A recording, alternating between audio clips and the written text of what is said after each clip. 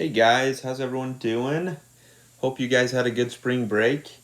This is going to be your 5.2 notes, and this will help you to complete your 5.2 Power Notes assignment for Activity 1. The main idea behind doing these notes is that I give you guys kind of a quick overview. It's not supposed to be in-depth.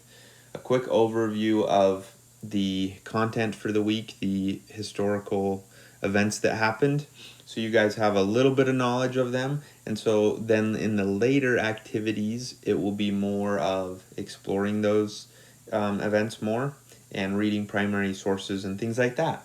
So this is just to get a quick overview, and my goal is to keep it under 10 minutes. So I'll go through it pretty quick. Obviously, this is just like skimming the surface. I would encourage you guys, if you want to learn more about these, to research it, okay, and find out more about these activities, but I'm trying to make these quick.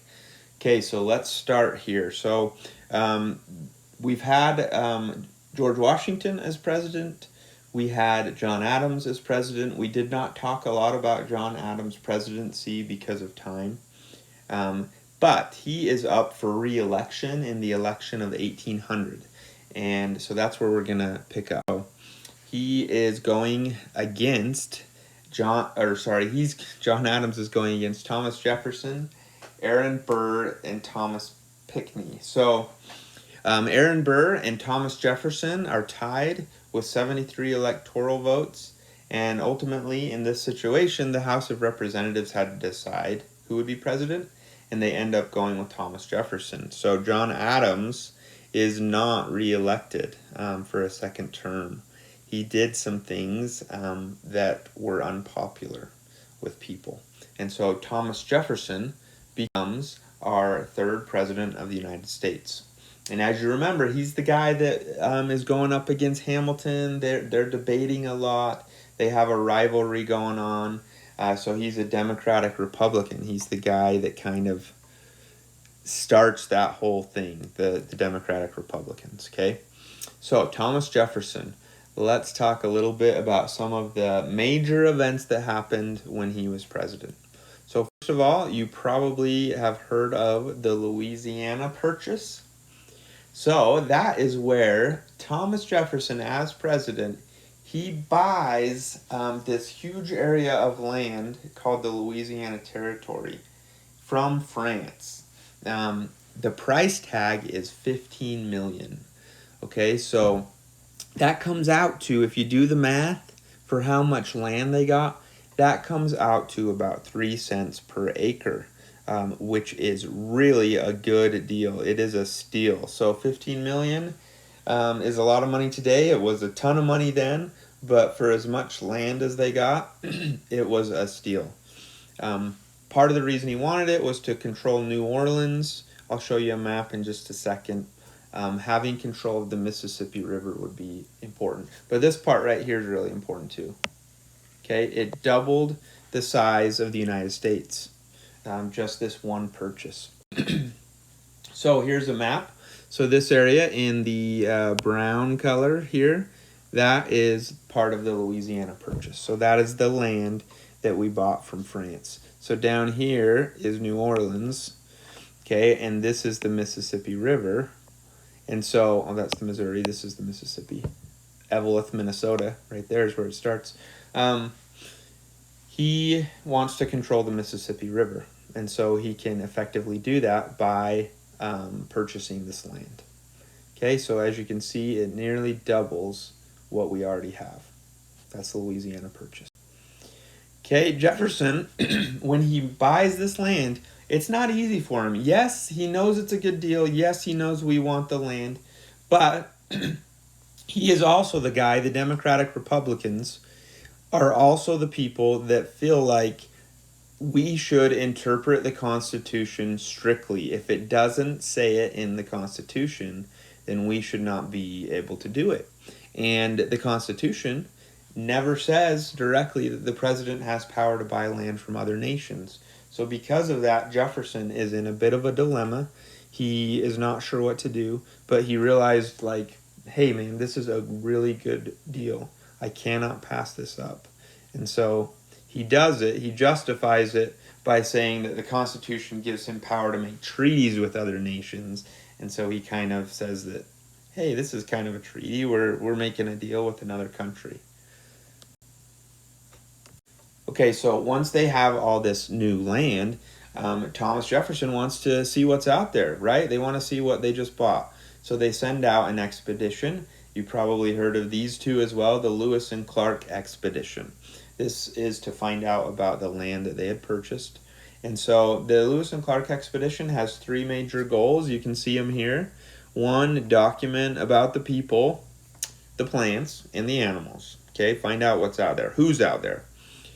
Two, find and map the Northwest Passage. So the Northwest Passage was this river. They believed there was this waterway, this river that would take them directly to the Pacific Ocean. Okay, and they want to find that because if they can find that, that is a lot easier to get to the Pacific Ocean by boat rather than land. Three, they want to develop a relationship with the Native Americans. They want to try and have a positive relationship, see what the Native Americans out there are like. So those are the main goals of the expedition. Okay, here are the main people on the expedition. Meriwether Lewis, 28. William Clark, he's 32. Sacagawea, I'm sure you've heard of her. She is a Shoshone, the child of a Shoshone chief, the daughter, and she kind of guides them and helps them out and also serves as an interpreter. And then York also goes. He's an enslaved African American, and he goes and helps them out. Okay, that's kind of the quick version of Thomas Jefferson. Now to James Madison, our fourth president. He is, you remember, I'm sure, he's the father of the Constitution because he is the main author of the Virginia Plan, which becomes kind of the foundation for the Constitution. He's also a Democratic Republican. So this is, it just says causes, but this is for the War of 1812. The War of 1812 is another war, our second war that we have with the British, against the British. And so we have the American Revolution, obviously, which we fight to win our independence. And this is a second war against them. Here are some of the main causes of the war. Impressment. So impressment, that word means that the British were forcing Americans to join the British Navy. Okay, they were basically taking ships and then forcing the people on those ships to join the British Navy. So kidnapping them, forcing them to be a part of their military. Another cause is they were interfering with American trade and commerce. They were killing Americans within American territory. And they were even encouraging and supplying Native Americans to fight against Americans. So you guys are going to look into this more in one of the activities this week. All right, major battles, defense of Fort McHenry. The reason this is, so we're not going into the major battles of the War of 1812. We don't have time.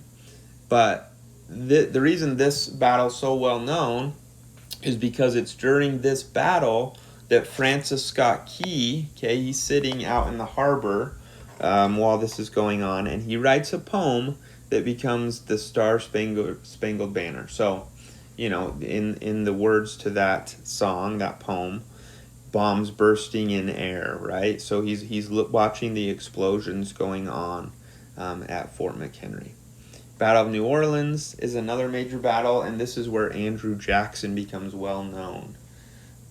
He was part of the military and leading the American forces. Well, he now okay. That brings us to, we're fast forwarding obviously because just on the last slide comes the president. This is later, obviously. This is 1829 when he becomes president, the 7th president of the United States. Couple of things that he did, and one, the Bank War. So when we talked about Alexander Hamilton, we talked a little bit about the National Bank. Um, Andrew Jackson thought that the Bank of the United States was too powerful and that it was not fair, that it helped out people that were wealthy and it hurt people that were not wealthy and were already maybe a bit poorer to begin with, like farmers. So he didn't like it. Jackson vetoes the bill to renew the bank's license. They want to renew it, the license, right? Basically the permission to operate it, for it to be in business, and he vetoes that bill. Remember, a veto is where the president can say, "Nope, I'm not going to sign that bill. We're not going to pass that." He thought that the bank was unconstitutional and that it helped only the rich people. Okay, Trail of Tears. So one of the infamous, saddest parts of Andrew Jackson's presidency is this. Andrew Jackson sets aside lands west of the Mississippi River, land that we got during the Louisiana Purchase, and he sets some land aside for the Indians, for the Native Americans. And basically, he is trying to force them to leave their homes and to go westward to this new land that he set aside. It goes to court, and in this famous court case, 1832, Worcester versus Georgia, the Chief Justice, John Marshall of the Supreme Court, ruled in favor of the Cherokee Indians and says they are protected by the Constitution and should not have to move west. Well, Andrew Jackson ignores the ruling and he forces the Native Americans west anyway, even though the Supreme Court said that they could not do that. That's bad enough, right? That they have to leave their homes that they've lived in and go west. But to make it worse, the conditions as they march west, okay, with, the federal government with them, forcing them out, the conditions are terrible, and thousands of people die just during the march west to their new homes. So it's called the Trail of Tears for obvious reasons. It was a very sad event that happened and a really sad part of America's history. That was during Andrew Jackson's presidency. When Andrew Jackson found out that John Marshall of the Supreme Court had said that it was unconstitutional to make them move, he said this: "John Marshall has made his decision. Now let him enforce it." So what does that mean? He's saying, look, he decided that. Come and make me. Like, what are you going to do about it, John Marshall? Come and stop me from making them move west. And so he ignores it and does it anyway.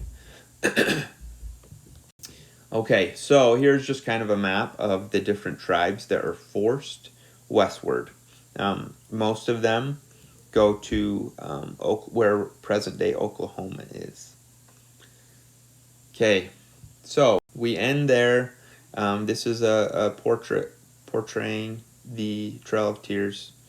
Really sad event in America's history. But remember, when we're learning about history, we don't shy away from the sad or the bad events. Like, that's part of our history. And we need to acknowledge that things like this happened and acknowledge that they were wrong and then move forward, right? Learn from these things. But let's not ignore them. Hope you guys are doing good. Let me know if you guys have any questions.